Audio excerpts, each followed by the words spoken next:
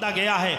सूरा फातिहा पूरी दुआ नहीं है, सूरा फातिहा पूरी दुआ नहीं है, ये रब को बंदा मना रहा है अल्हम्दुलिल्लाह रब्बिल आलमीन। यानी बांग्ला में उसको क्या कहते हैं कि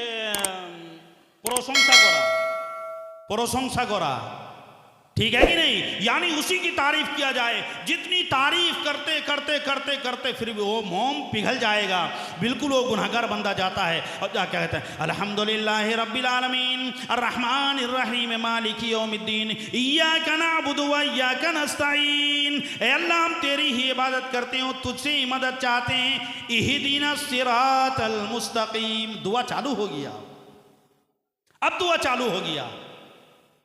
अब इससे पहले जो पहले उलमा थे शेख मुनीरुद्दीन साहब, वो आपके सामने बयान कर रहे थे इसके बारे में कि आपने अपने बच्चे को कॉलेज में पढ़ाया सही है, मैं ये नहीं मना कर रहा हूँ कि आप कॉलेज में मत पढ़ाइए। एक मुसलमान को अच्छा डॉक्टर होना ज़रूरी है, एक मुसलमान को एक इंजीनियर होना ज़रूरी है, लेकिन सबसे पहले आप अपनी तालीम दें। वो तालीम क्या है कि आपका बच्चा खास करके आपको पहचान सके कि आप अब्बा हैं या अब्बू हैं, डैडी हैं या डैडा हैं। आप अपने बच्चे को पहचाने कि आप अब्बा हैं या अब्बू हैं, या अब्बू जान हैं या बाप हैं। पहले ये पहचाने कि अल्फाज कौन सा सही होगा, फिर उसके बाद आप दुनियावी तालीम दें। हम मना नहीं कर रहे हैं आपको। मेरे भाइयों, कुरान अल्लाह रब्बुल आलमीन ने हमारे ऊपर नाजिल फरमाया। कुरान का ईमान कैसा होना चाहिए सुनो।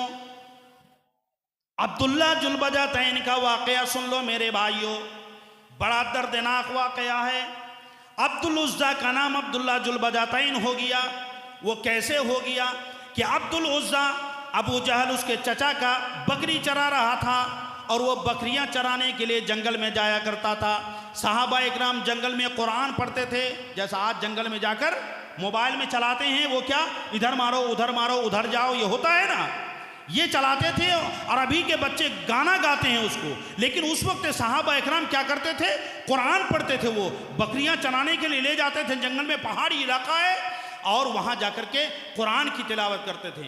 अब्दुल उज़्ज़ा वो अपनी चचा की बकरियां लेकर जाया करता था जंगल में, रोजाना जाया करता था और वो सहाबा इकराम से कुरान की तिलावत सुनता था।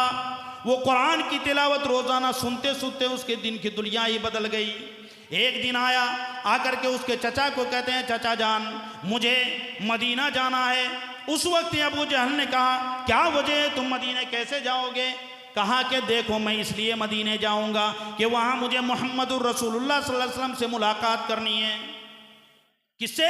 मोहम्मदुर रसूलुल्लाह सल्लल्लाहु अलैहि वसल्लम से मुलाकात करनी है। अबू जहल ने कहा, भतीजे तुम जानते हो ये तुम्हारे सर के ऊपर जो पगड़ी है ये मेरी दी हुई है, तुम्हारे जिस्म में जो लुंगी है ये मेरा दिया हुआ है, ये तुम्हारे जिस्म में जो कुर्ता है ये मेरा दिया हुआ है। अगर तुम यहाँ से मदीने जाओगे ये पगड़ी भी मेरे सामने तुमको उतारनी पड़ेगी, ये लुंगी भी मेरे सामने तुम्हें उतारनी पड़ेगी, ये कुर्ता भी तुमको मेरे सामने उतार देना पड़ेगा। उस वक्त अब्दुल उज़्ज़ा अब्दुल्ला जुलबजातैन ने कहा, चचा जान कोई बात नहीं है, ये पगड़ी अगर आपकी दी हुई है, लेकिन मैं आपके सामने ये बकरियों की रखवाले के एवज मुझे मिला है। कहा ठीक है कोई बात नहीं, लेकिन मैं मुझे ले जाने नहीं दूंगा। उस वक्त अब्दुल उज़्ज़ा अपनी अमामा अपनी पगड़ी को उतार देते हैं अपने चचा के सामने, अपने कुर्ता को खोल देते हैं अपने चचा के सामने, और एक आजिज़ी करते हैं, वो ये है कि चचा जान मैं एक नौजवान बच्चा हूँ, मेरी उम्र 17-18 साल की है, मैं एक जवान बच्चा हूँ, बस लुंगी तो मेरे तन में रहने दो और मुझे घर तक जाने दो, मैं अपनी चादर ले लूँगा। उस वक्त उसका जहल, वो अबू जाहिल इतना बड़ा जहल था, उसने कहा कि नहीं मैं तुम्हें तुम्हारे घर तक भी जाने नहीं दूंगा। उस वक्त देखो ईमान की जोश क्या है, वो ईमान की जोश ये है कि कुरान को सहाबा इकराम के सामने जाकर अब्दुल उज़्ज़ा सुनते थे। वो कुरान की तिलावत जब सुनते रहे उसकी दिल की दुनिया बदल गई, और ये दिल की दुनिया ऐसी बदली कि वो नंगे होने पर मजबूर हो गया, और वो नंगा भी हो गया। जब अब्दुल उज़्ज़ा ने लुंगी उतार दिया, और वो 17-18 साल का बच्चा जब रास्ते में चल के जाता है, रास्ते में पड़ोसी के लोग, रास्ते में औरतें भी हैं, और उस वक्त कह रहे हैं अब्दुल उज़्ज़ा तुम्हारी यह हालत किसने की है, तुम नंगे हो गए। उस वक्त अब्दुल उज़्ज़ा कहते हैं अल-आन अना मोमिन, अल-आन अना मोमिन, अल-आन अना मोमिन। ऐ लोगो आज मैं अब मोमिन हो गया हूँ। ऐ लोगों, अब मैं आज मोमिन हो गया हूँ।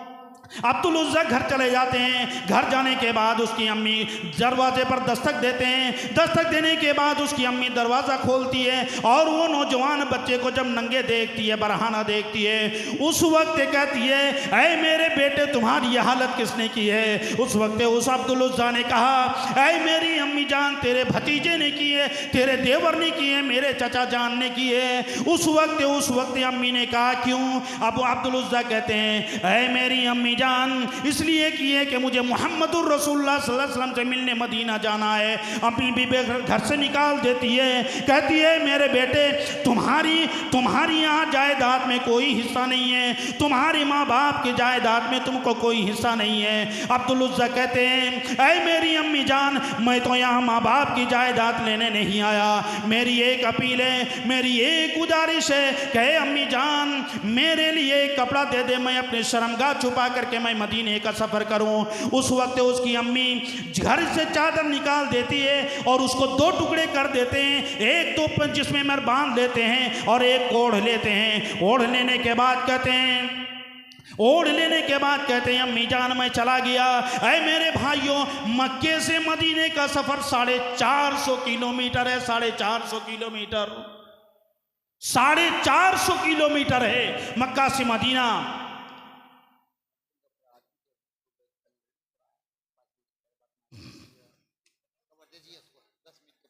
जी अल्हम्दुलिल्लाह। सामीन,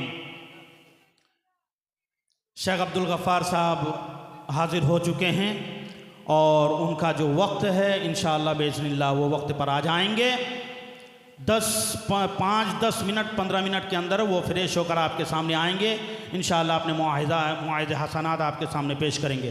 तो मैं ये कहने जा रहा था कि 450 किलोमीटर का सफ़र अब्दुल उज़्ज़ा 2 चादर में चले जाते हैं। 2 चादर में, एक को अपने शर्मगाह को छुपा लेते हैं और दूसरे ओढ़ लेते हैं और वो चले जाते हैं। और जा कर के वो चलते चलते रास्ते में रात हो जाती है। फिर वो एक को बिछा लेते हैं और एक को ओढ़ लेते हैं। मस्जिद नबवी पहुंच करके हज़रत अब्दुल उज़्ज़ा ज़ोर ज़ोर से कुरान की तिलावत करते हैं। हज़रत उमर फ़ारूक वहाँ रहते हैं। हज़रत उमर फ़ारूक बड़े गुस्सेदार हैं। हज़रत उमर फ़ारूक ने कहा, है तुम कौन हो, क्यों इतने ज़ोर से कुरान की तिलावत करते हो? मुहम्मदुर रसूलुल्लाह सल्लल्लाहु अलैहि वसल्लम हुजरे से निकलते हैं, देखते हैं कि अब्दुल उज़्ज़ा है। उस वक्त चले जाते हैं, अब्दुल उज़्ज़ा तुम्हें इस मदीने में आना कैसा हुआ? अल्लाह के रसूल सल्लल्लाहु अलैहि वसल्लम को कहते हैं, ऐ अल्लाह के रसूल, मैं तो बस क्या बताऊँ अपनी ज़िंदगी की तारीख़, बस इतनी सी है कि मैंने ईमान बचा कर आपके सामने आ गया। उस वक्त अल्लाह के रसूल सल्लल्लाहु अलैहि वसल्लम ने उसको अब्दुल्ला जुल बजातैन यानी 2 कम्बल वाले टाइटल दे दिए। 2 कम्बल वाले। कुरान की तिलावत सुन करके उसने ईमान को ऐसा बसाया और ऐसा रचाया और वो चला गया कहाँ? मोहम्मद रसूलुल्लाह सल्लल्लाहु अलैहि वसल्लम के पास मिलने के लिए। आज हमारे घर में कुरान है, फिर भी हम मौजूद हैं और मौजूद रहने के बाद हमारी कुरान तिलावत कहाँ? अगर कोई तो मर गया, उसके सामने जाकर की तिलावत है। अगर किसी के घर में नया घर बनाया तो वो नया घर बनाया, वहाँ बच्चे को हम ले जाकर कुरान की तिलावत करा दिए। लेकिन ये बिल्कुल सरासर गलत है। यहाँ तो कुरान तिलावत हर घर में ज़रूरी है। रोज़ाना सूरह बकरा की तिलावत की जाए, जिसमें शैतान घर में नहीं आएगा। शैतान घर आपकी रोज़ी रोटी में बरकत होने नहीं देता है, वो रोक देगा आपको। लेकिन आप कुरान की तिलावत नहीं करते। अल्लाह अकबर। कुरान का चैलेंज जब अल्लाह रब्बुल आलमीन ने किया तो मेरे भाइयों, दुश्मनान इस्लाम और पैगंबर इस्लाम के खिलाफ तानो तशनी कर रहे थे, इस्लाम का चेहरा मस्क करने की कोशिश कर रहे थे। वो मैदान में आते और इस जैसा कुरान पेश करके इस चैलेंज का जवाब देते। लेकिन मेरे भाइयों, अल्लाह रब्बुल आलमीन ने जब कुरान का चैलेंज किया, सबकी ज़ुबानें गुंग हो गईं। फिर अल्लाह रब्बुल आलमीन तो बेहतर जानता है। अल्लाह रब्बुल आलमीन और थोड़े से नीचे उतर कर फरमाया, ऐ लोगों, तुम जो इस मुहम्मदुर रसूलुल्लाह सल्लल्लाहु अलैहि वसल्लम को कहते हो कि तुमने घर से ये कुरान बना के लाया, तो जाओ पूरे कुरान तो दूर की बात, तुम इस कुरान में 10 जैसी आयतें ही पेश कर दो। अगर तुम तना नहीं कर सकते तो अपनी आलमी कॉन्फ्रेंस कर लो, एकेडमी बना लो और अपनी तमाम हिमायतों को बुलाकर इसका जवाब पेश कर दो। अल्लाह रब्बुल आलमीन ने चैलेंज किया, अम यक़ूलूना इफ्तराहु कुल फातू बिअश्री सुवरिम मिस्लिही मुफ्तरयातिन वदउ मन इस्तताअतुम मिन दूनिल्लाह इन कुंतुम सादिकीन। कई लोगों तुम ये कहते हो कि ये कुरान मुहम्मदुर रसूलुल्लाह सल्लल्लाहु अलैहि वसल्लम घर में बना कर लाते हैं, तो जाओ तुम इस जैसी 10 सूरतें पेश कर दो और तुम जिसको चाहो ले लो अल्लाह रब्बुल आलमीन को छोड़कर, अगर तुम अपने कौल में सच्चे हो तो। लेकिन ऐ लोगों, इस 10 सूरतें के ऊपर भी अरब की सरजमीन में इतना फसी व बलीग ज़ुबानदानी में अपना जवाब रखने वाले भी खामोश हो गए, किसी की ज़ुबान न खुली। अल्लाह रब्बुल आलमीन ने फरमाया, कई लोगों, इस कुरान को नाजिल मैंने किया है और तुम मुहम्मदुर रसूलुल्लाह सल्लल्लाहु अलैहि वसल्लम को कहते हो कि ये कुरान वो घर में गढ़ के लाता है और हमारे सामने पेश करता है। ये तुम्हारी भूल है। लौ अंज़लना हादल कुरान अला जबलिन लराइतहु खाशियम मुतसद्दिअम मिन खशियतिल्लाह। ऐ लोगों, इस कुरान को अगर मैं पहाड़ के ऊपर नाजिल कर देता तो ऐ लोगो तुम देखते राइतु खाशियम मुतसद्दिया, तो है मोहम्मद सल्लल्लाहु अलैहि वसल्लम हम देखते कि वो पहाड़ झुका जा रहा होता, वो पहाड़ रेजा रेजा हो जा रहा होता। खाशियम मुतसद्दिया मिन खशियतिल्लाह, अल्लाह रब्बुल आलमीन के खौफ से वो पहाड़ झुका जा रहा होता। ये कुरान अगर मैं पहाड़ के ऊपर नाजिल कर देता तो वो पहाड़ भी लरस जाता, कांप जाता, रेजा रेजा हो जाता। लेकिन ये इंसान इतना जाहिल है और इतना जालिम है कि उसने एक ही मर्तबा ले लिया, इन्ना अरदनल अमानत अलल समावाति वल अर्दि वल जिबाल। अल्लाह रब्बुल आलमीन ने कुरान मजीद के अंदर इरशाद फरमाया, इन्ना अरदनल अमानत अला समावाति वल अर्दि वल जिबाल, कि जब हमने अपने इस अमानत को, इस कुरान मजीद जैसी मुक़द्दस किताब को जब मैंने आसमान पे नाजिल किया तो आसमान को दिया। वो आसमान भी कहा कि अल्लाह हम इस कुरान को नहीं ढो सकेंगे, इस कुरान के ऊपर हम अमल नहीं कर सकेंगे, ऐ अल्लाह हम इस कुरान के बोझ को हम ले नहीं जा सकेंगे। जब अल्लाह रब्बुल आलमीन ने ज़मीन को दिया तो ज़मीन भी कह दी, ऐ अल्लाह हम इसको उठा नहीं पाएंगे, हम इसके ऊपर अपनी ज़िंदगी बसर नहीं कर पाएंगे। जब पहाड़ को दिया तो पहाड़ भी रेजा रेजा हो गया। वहमलहल इंसान, इंसान इतना बड़ा बेवकूफ़ है कि वहमलहल इंसान, इंसान ने फ़ौरन इस कुरान को ले लिया। वकान जलूमन जहूला, अल्लाह रब्बुल आलमीन ने फरमाया कुरान के अंदर, ऐ इंसान मैंने आसमान को भी ये किताब दी, मैंने ज़मीन को भी ये किताब दी, मैंने आज पहाड़ को भी ये किताब दी, लेकिन सारों ने एक तरफ से इनकार कर दिया। इंसान तो कितना बड़ा जाहिल है और कितना बड़ा जालिम है कि तुमने इस कुरान को उठा लिया। कितना बड़ा जालिम है और कितना बड़ा जाहिल है तू कि कुरान को फौरन उठा लिया और कुरान के ऊपर अमल नहीं है। आज हम कुरान वाले हैं, आज हम मारे जा रहे हैं। क्यों?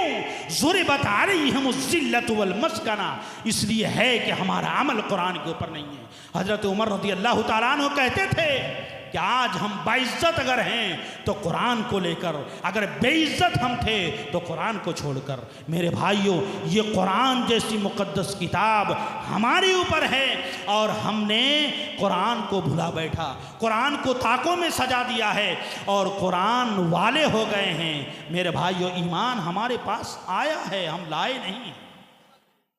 ईमान हमारे पास आया है, हम लाए नहीं हैं। अगर हम लाते तो फिर हमारी औकात होती कि हाँ हम कहाँ हैं। हमने लाया नहीं, हमने लाया नहीं है, हमने पाया है विरासत में। इसीलिए मेरे भाइयों, मेरा कहने का मतलब व मकसद यह है कि कुरान की तालीम हर घर में ज़रूरी है।